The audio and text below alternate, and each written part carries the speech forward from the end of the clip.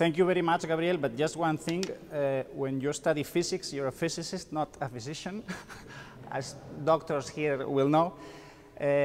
You know what they say, that when you have to speak in front of a very important audience and you're a little bit nervous, you know what you have to do? You have to imagine them naked. Don't worry, you look good. Especially the front row. It's the risks of sitting in the front row. Did you not learn this at school? Never sit in the front row. The teacher might ask you something. Actually, it's a joke. I'm not imagining you naked. I'm using my X-ray vision. And it's not X-ray vision. Well, I'm not taking pictures. I'm filming you on video. And as Jeff Tucker knows, it will be on internet soon with YouTube. And I have a surprise for you. And please take out a blank sheet of paper and write your name. Come on, please. We only have half an hour. I know you did not expect this, but this is a surprise exam, a surprise test. Probably you did not read the fine print when you signed up for all these activities. Maybe you thought it was only tourism and listening to some people, but not really learning anything. So come on, copy the questions. The first one was going to be a bit hard, and I had to leave it out because it was not in the official program. It was to paint the facade of San Esteban and make a theological comment on all the persons there. Since it was an optional visit, I thought it would be unfair.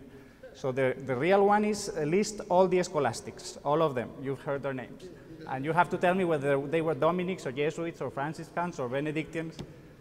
And I also want you to do imagine that you're a coach in a sports competition, whatever you like, soccer and football, and you have to make your all-star team of the scholastics. And the future of freedom is in your hands because they are going to fight against the Pauls, Paul Samuelson, Paul Krugman, and John Maynard, and all the others. So please try to do it as well as possible. Well, the topic of my talk today is the ethics of liberty, or the ethics of freedom. And when I think about my personal history, it sounds really weird because 20 years ago I finished physics. And then I went into also some engineering, and on my own I studied some biology and cognitive science, artificial intelligence. But if someone had told me that I was going to do things about human sciences, which from the natural sciences look like not really serious, and actually when you look at Keynesianism or at many strands or legal positivism, they really aren't serious. So it's, when you find the Austrians, it's a great surprise and something really valuable. So ethics, I want to clarify what I mean with ethics because it is, I think it is very important for the discussion. I always say that I do not own language and nobody does. So we have to try to clarify what we mean so that other people understand us. And I spent a lot of time reading about ethics, about moral philosophy. And the main problem I saw is that many thinkers do not bother to define what they're talking about. They just start on and on and on, but they don't use precision, and they're not very clear. It is really hard to understand them.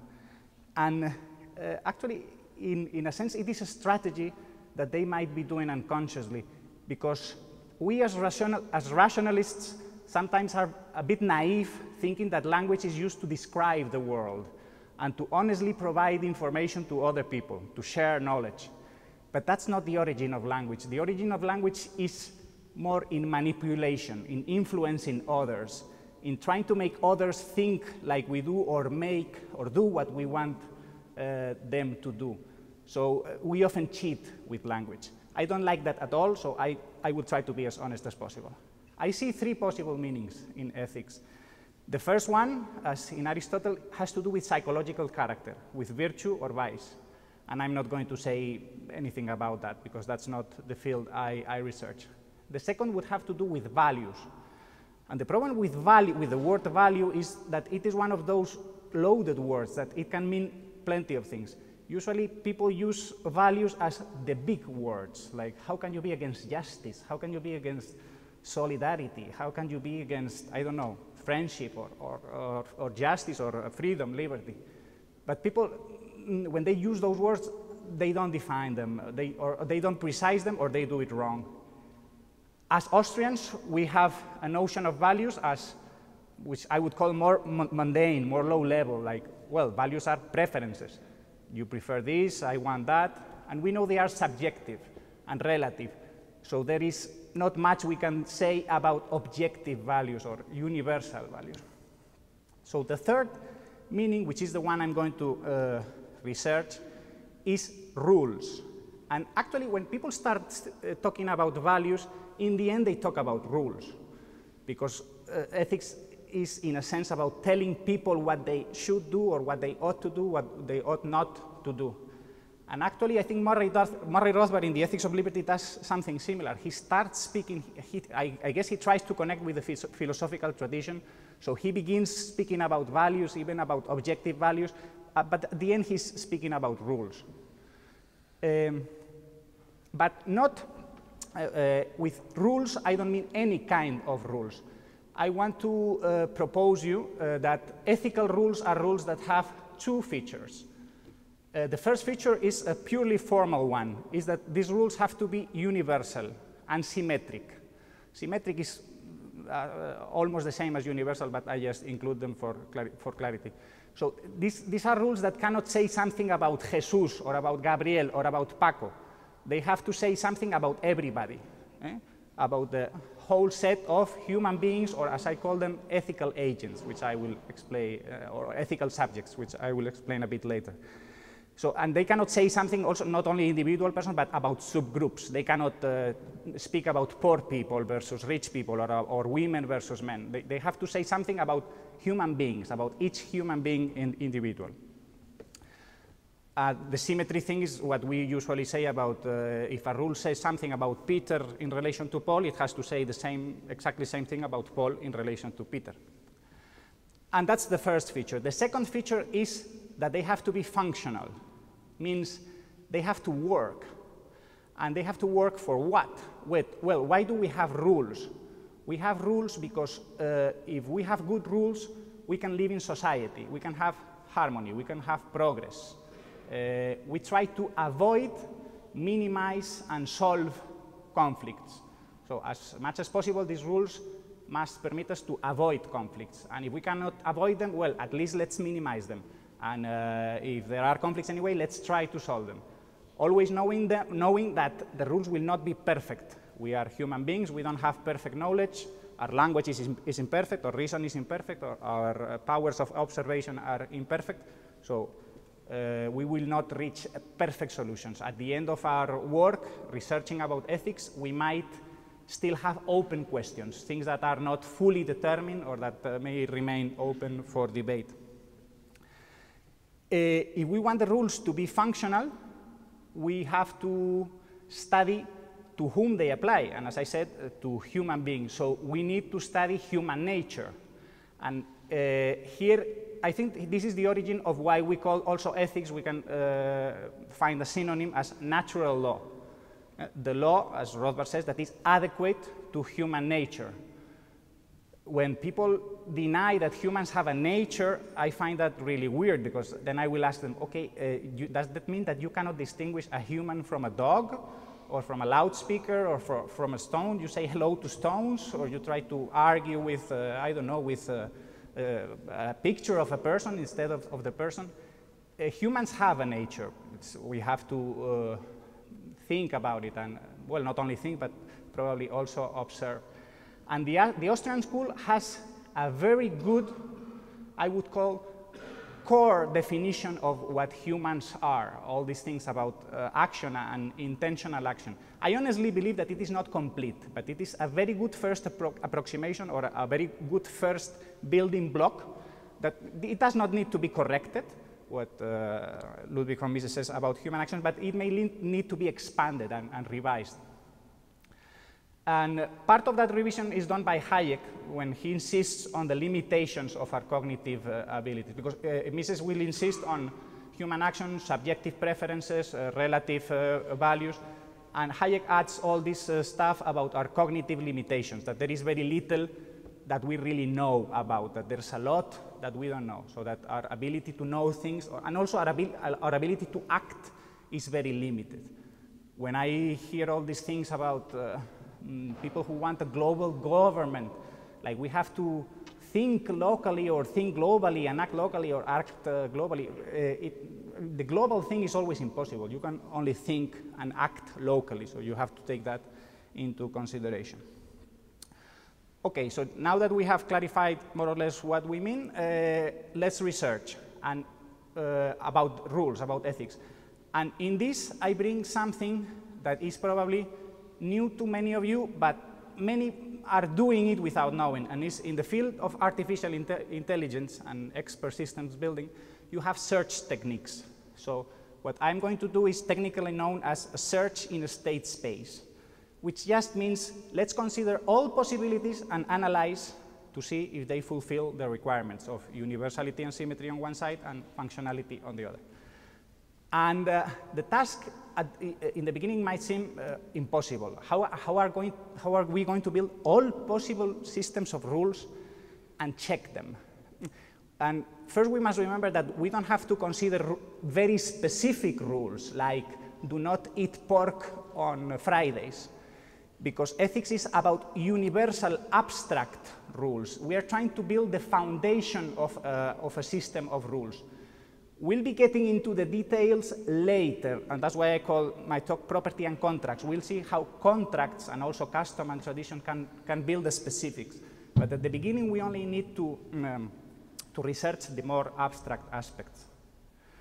So rules have to do with agents, people, entities that act. I'm only going to consider human beings, but we might have very intelligent robots or extraterrestrials or even animals if they ever became really intelligent.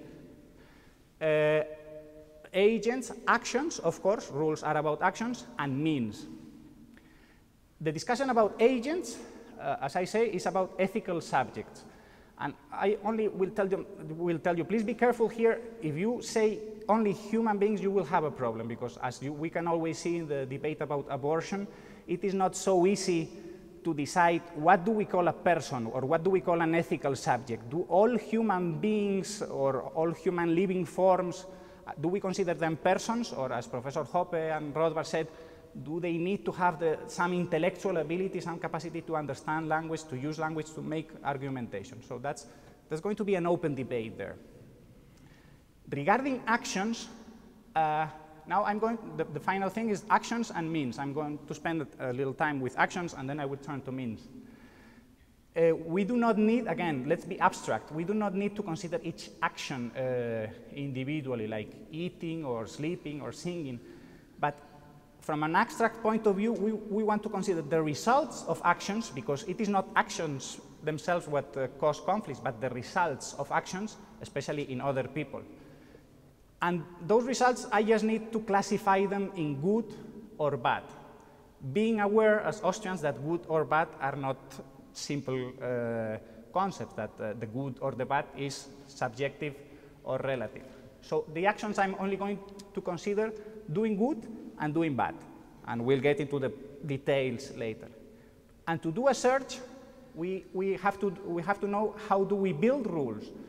Rules are descriptions of the world, of states of the world, or of processes of the world, in this case actions, with one or two elements added, which are logical operators, what in logic are called deontic operators, meaning that they refer to ethics. And these are simply forbidden and required. Actually, there's a technical detail. You only need one, because you can define everything that is forbidden saying the same thing in a different way which is required. Like, if I say it is forbidden to sit down, I can express it the same as it is required not to sit down. But just for purposes of facilitating things and not making language too difficult to understand, we can use both.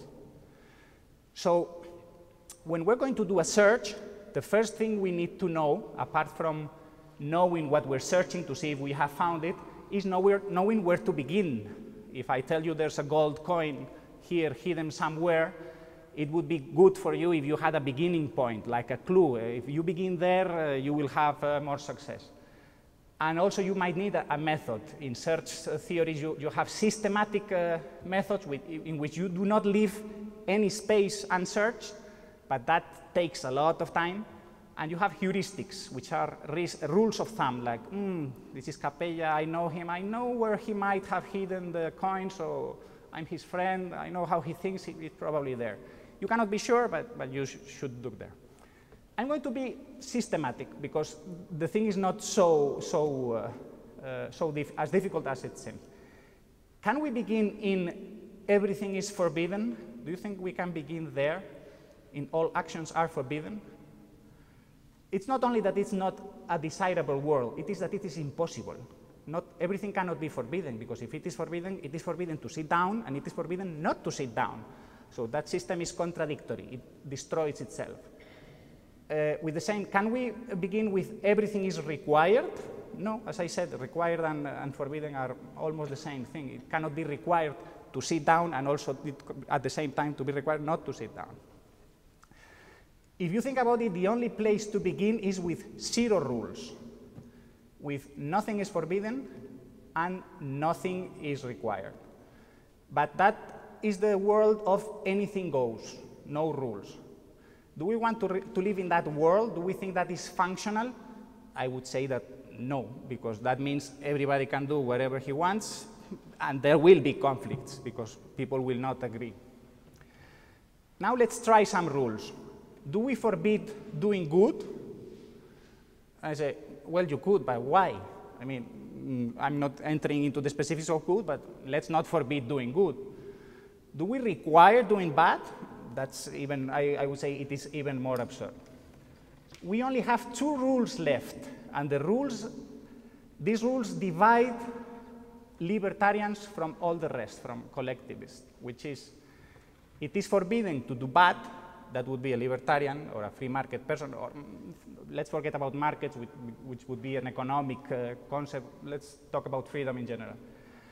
And the other one, it is required to do good. That is like the solidarity rule. But I'm going to try to prove, to show to you that this rule cannot work. Because remember, I told about universality. And now I'm going to show you what I call strong universality. Strong universality means it is not only that the rule has to be valid for every person. It has to be valid for every person all the time, everywhere. And all the time, everywhere, with regards to other person. So you would be required, if you have to do good to others, to help others, you would be required to do it constantly.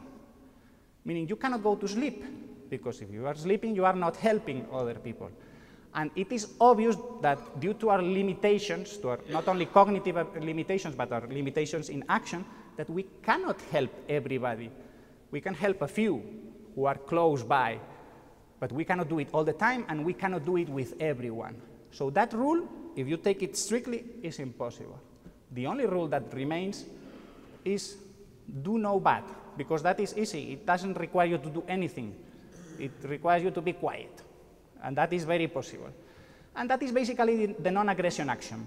As long as you do not harm others, there's no problem.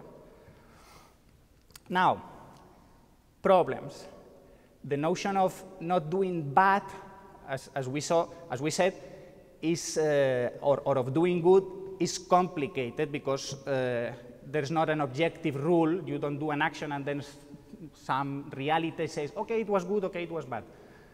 Bad and good come from the brains of people, or from the hearts, if you want, that they value, and they say, what you did was good, I think it was good. Another person can have a different opinion. So then comes what I would call ethical relevance. Everybody, as they say, everybody has an opinion. Opinions are a bit worthless because there's a very strong supply of them, a huge supply. So whose opinions or whose valuations should we consider when judging an action as good or bad? Can we consider everybody's valuation if we want to be universal? I say, no, it is impossible.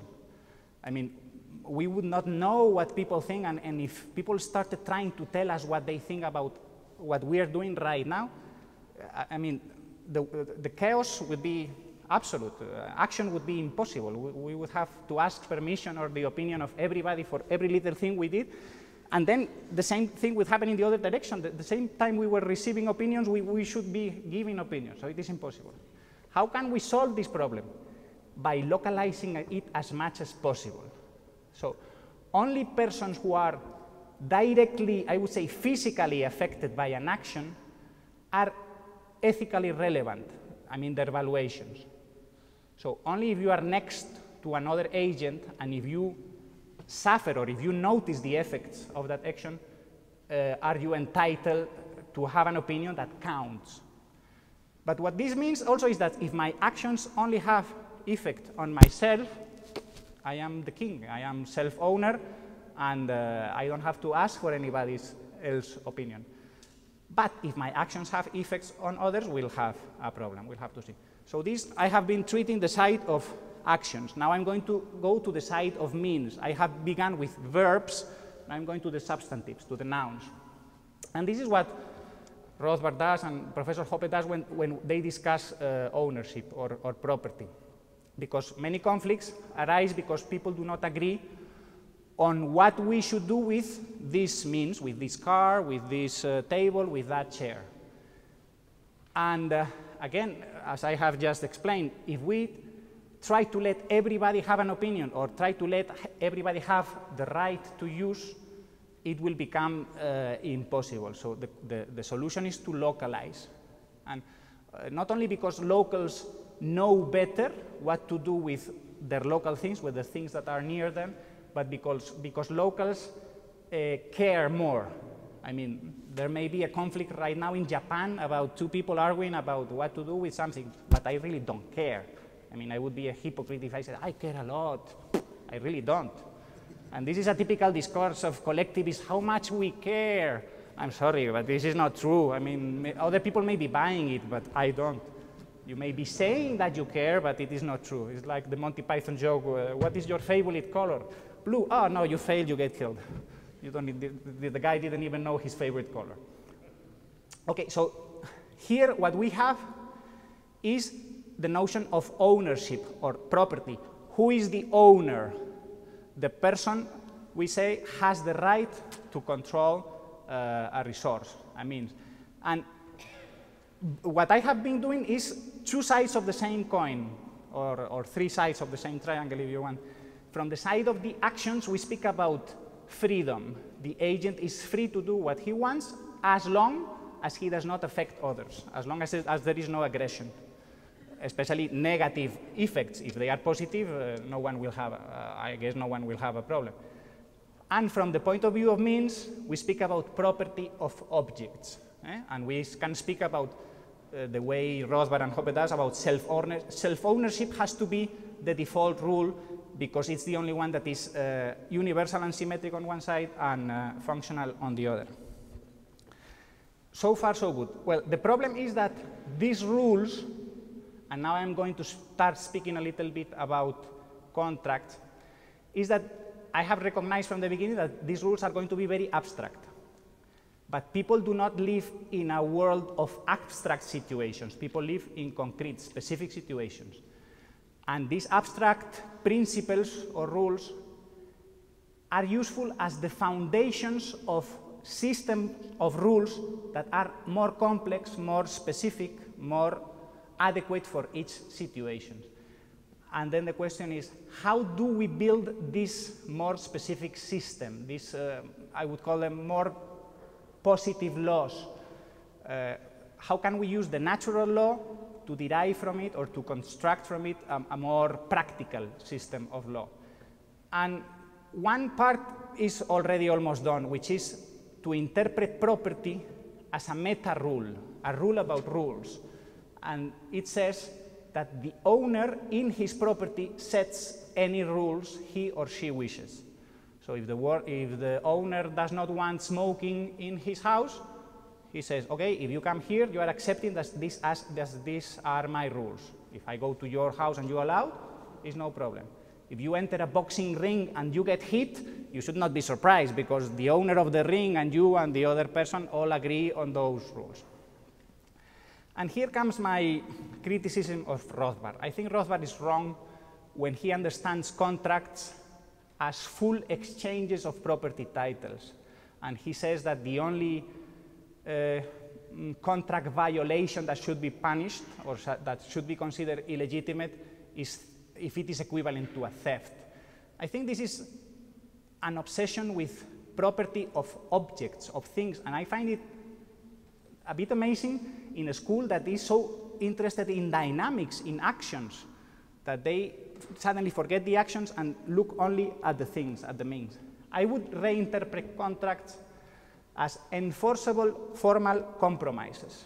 Enforceable meaning that their content legitimates you to use force to fulfill that contract.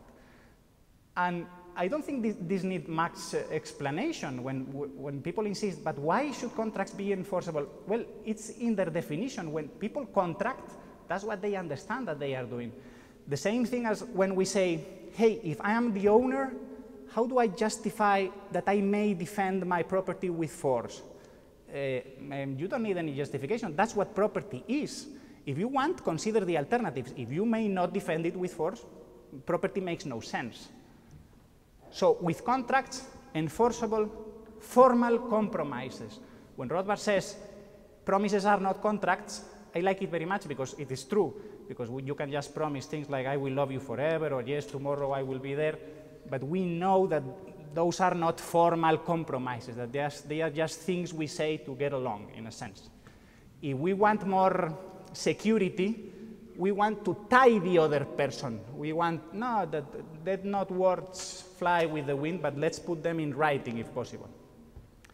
So contracts are exactly that, ways of tying people, of restricting people's behavior in ways that interest us. And we do it, in a sense, symmetrically. I get a restriction in the other person, and the other person gets a restriction in me. So we are generating new rules, which are tailored to the circumstances and which are also specific.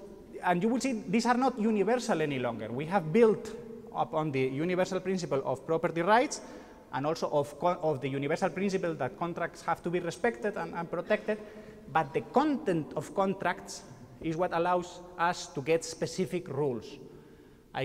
If I am an entrepreneur, I can hire a worker and I tell him, you will be this week from Monday to Friday working for me. And you can specify the conditions as much as you want. But you have earned a restriction on his behavior and he has earned a restriction on your behavior. Now you cannot do with your money what you want. At the end of the day or at the end of the week, you have to give him money. So I think that's mostly what I wanted to say. My vision of contracts is not contradictory to what Rothbard does. I think it extends it. His vision has problems because it is hard to use it if you want to understand relationships that do not involve transfers of property over objects. Like if I deal with Jesus that he's going to cut my hair, which is rather easy, and I give him a massage, if one part does not fulfill the contract, where is the theft? What have I stolen? We can say he has stolen my right to receive a massage. Well, it is a right, but not a property right, because I understand property rights as rights in things. I haven't used the distinction, I take it for granted that you all know, between negative rights and positive rights. Negative rights are property rights, rights of non-interference are positive rights, are things that I can force, that I may force other people to do because they have agreed.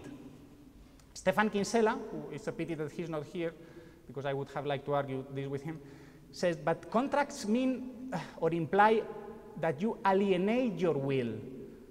And I say, I'm sorry, but I don't understand. Your will, with your will, this is not your as in property as in my mother. My mother, I understand, you understand what I mean with my mother, but my mother is not my property. My will is not my property, it's simply a feature of me. I don't alienate my will with a contract. I transfer some rights that I had to another person. And I do it because I know I could change my mind, and the other person knows it also. We pass from a spot market of transactions, where transactions are only transactions each time, to extended relationships in time. And that's why contracts are so important. A human society with only spot relations, I can barely imagine it. Humans want to have more formal, everlasting relationships as marriage, as Jesus says. And if we say that contracts are only enforceable if they are thefts. Again, with an infidelity, where's the theft? If what you have promised is fidelity and sexual abstinence or sexual monopoly. So let me begin giving you a logical riddle. And since you are all donors with big hearts, good brains, because you listen to us, and I'm sure you pretend that you understand, and that we are very clear, I'm going to propose you a logical riddle. Also, it's a kind of a small contract. If you want me to speak again next year, increase your support to the Mises Institute or to the Juan de Mariana Institute. Second part, if you do not want me to speak next year, or if you clearly want me not to speak next year, increase your support to the Mises Institute or the Juan de Mariana Institute even more. Thank you very much.